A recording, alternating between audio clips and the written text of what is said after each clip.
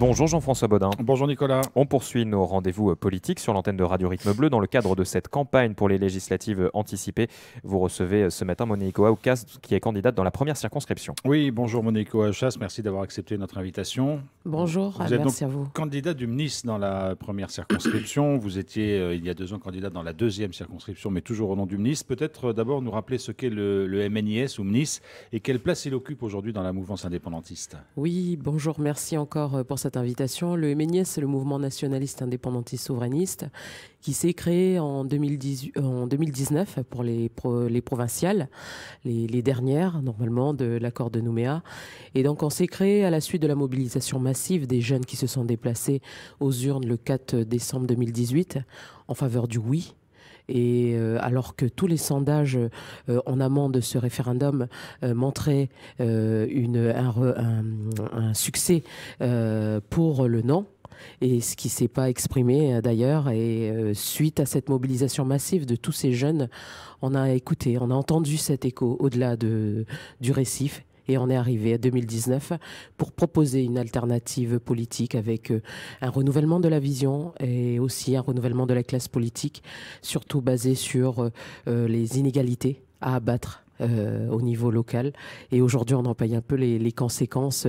On le voit avec l'insurrection dans laquelle nous sommes aujourd'hui. Alors, est-ce que vous pensez que vous avez réussi? Est-ce que votre parti a trouvé sa place aujourd'hui ou il est encore un peu à la peine dans la mouvance indépendantiste? Aujourd'hui, dans la mouvance indépendantiste, le Front, effectivement, le FLNKS, on a, suite à ces provinciales renouées, on a essayé de construire avec les tractations, que ce soit au niveau des municipales, au niveau aussi des référendums, parce que ça c'était le premier référendum. Le deuxième référendum, on a créé avec le MNSK une alternative avec un oui nationaliste, et donc on a vu l'évolution de ce oui.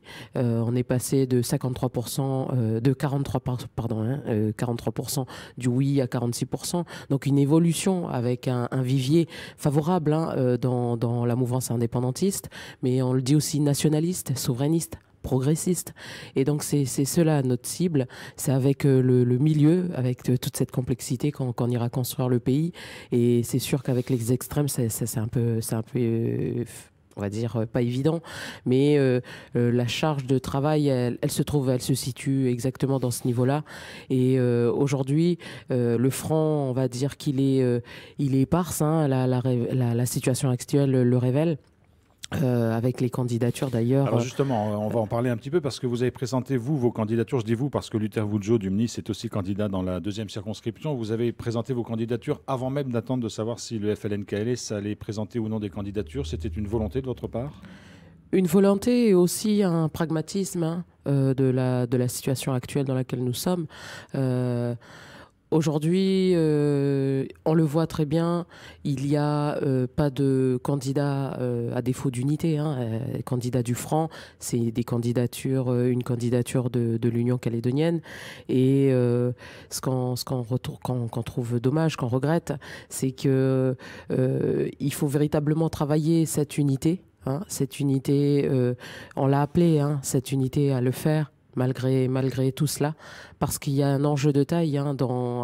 Normalement en fin décembre de cette année, il y a les élections provinciales, et donc il faut pouvoir reformer cet outil, l'outil qui est le Front, aujourd'hui par le biais de la CCAT, par le biais de la CNC, on le voit, les crispations à l'échelon du terrain, et ça s'est vu aussi ce week-end avec le congrès Anne Chaot, et il faut pouvoir retravailler en fond cet élément-là pour avoir une réforme au niveau de ce Front, pour proposer véritablement... C'est quoi une réforme? C'est quoi la réforme? C'est changer les personnes, c'est changer les idées? Bien sûr, il faut je pense, prendre en compte. Il faut tout simplement prendre en compte l'ensemble des offres, qu'elles soient progressistes, souverainistes, nationalistes, en plus de celles qui ont toujours été là, mais et aussi la faire refléter. La jeunesse aujourd'hui, je pense, attendent de la part de nos politiques ce renouvellement de fond où leur voix trouve un véritable, on va dire, un véritable réceptacle pour que cela se reflète pas sur le terrain, mais dans le dialogue, dans le débat, dans le débat local.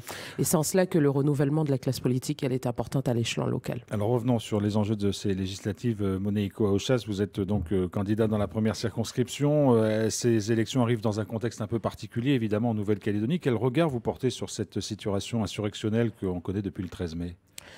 C'est un échec déjà dans un premier temps, et je tiens à déjà aussi rendre un hommage à toutes les victimes de cette insurrection, aussi à tous les martyrs qui sont tombés pour la Kanaki.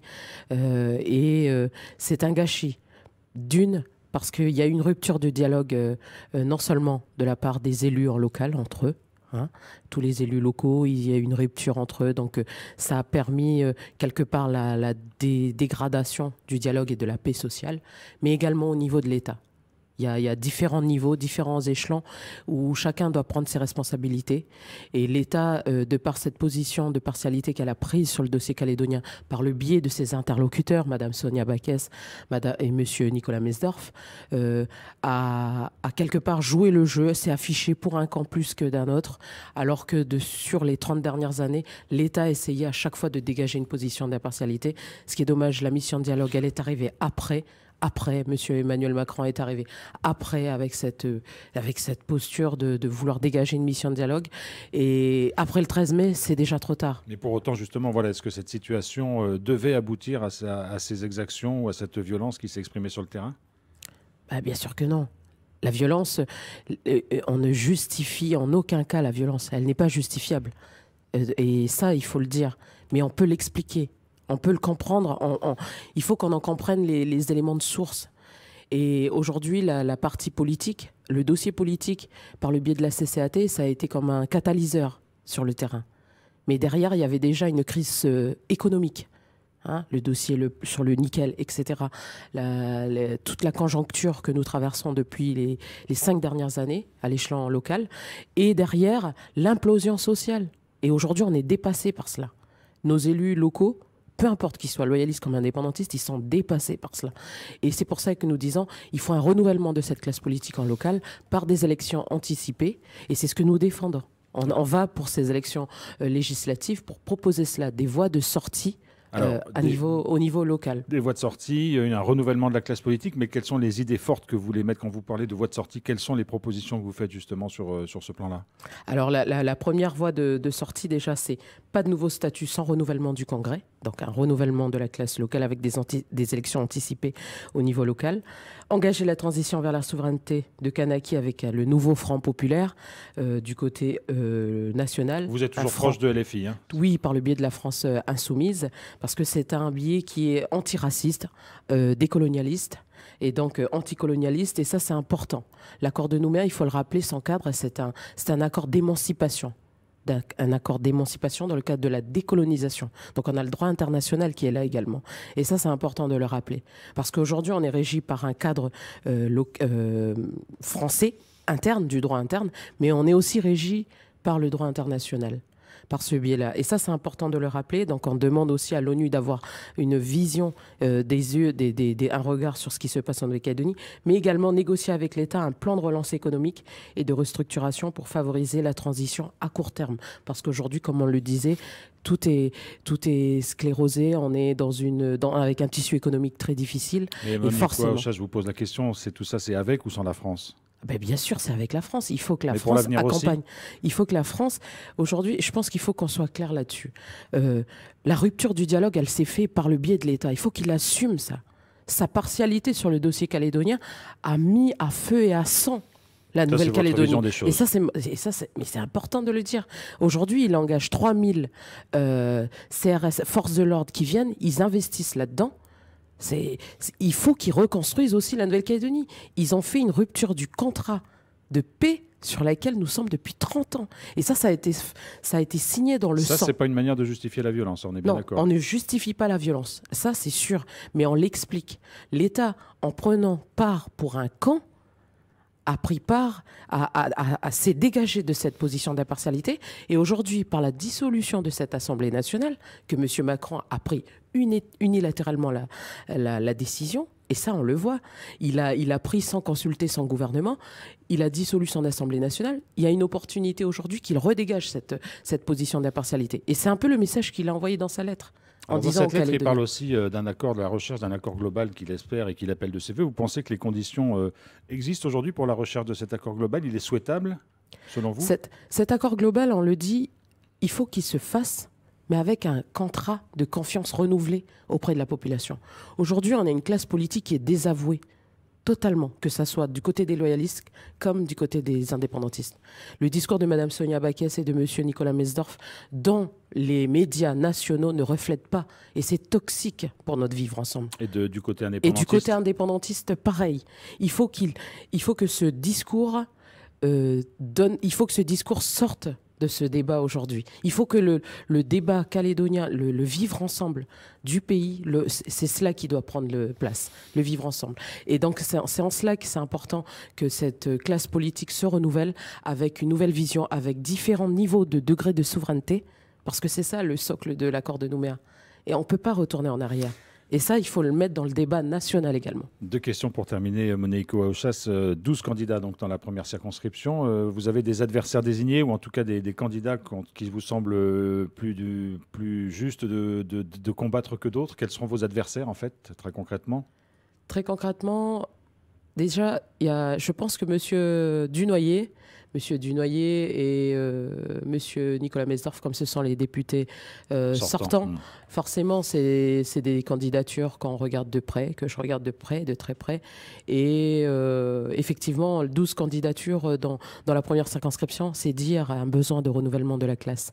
Donc, et aussi l'éveil océanien, je pense que c'est Mme Velma. C'est des candidatures auxquelles aujourd'hui je me pense dessus, et forcément Mme Omera Naïsline. Un mot quand même sur votre suppléant David Yeweye. Qui est-il et pourquoi l'avez-vous choisi? Monsieur David Yeweye, c'est un ticket qu'on a fait ensemble depuis les législatives 2022. Donc des candidatures réfléchies, avec une position bien claire sur les voies de sortie. On n'est pas des candidats qui arrivent en mode parachuté. On a vraiment un projet que l'on défend derrière. Et c'est surtout une personne qui est engagée, qui reflète aussi quelque part de la société civile, avec un parcours très polyvalent, agent technique également, engagé auprès des jeunes, auprès de l'Église, auprès des coutumiers. Donc je pense qu'on a besoin de construire avec ces personnes-là aussi. En 2022, vous étiez candidate dans la 2e circonscription. Là, cette fois-ci, dans la première, pourquoi vous avez changé? Première circonscription, les quartiers populaires, là où a démarré l'insurrection dans laquelle nous sommes aujourd'hui, là où les inégalités, elles sont encore le plus criantes, là où il faut travailler de fond les dossiers, mais aussi, surtout, je pense, être pour la jeunesse comment on appelle ça, un réceptacle pour qu'ils puissent trouver écho. Pour qu'on puisse construire ensemble des projets basés sur l'économie sociale et solidaire, où on se dégage de cette économie de comptoir dans laquelle nous sommes et qui a créé tout simplement la fracture sociale dans ce pays. Monehiko Aouchas, candidat dans la première circonscription du MNIS, merci d'avoir accepté notre invitation ce matin. Merci à vous.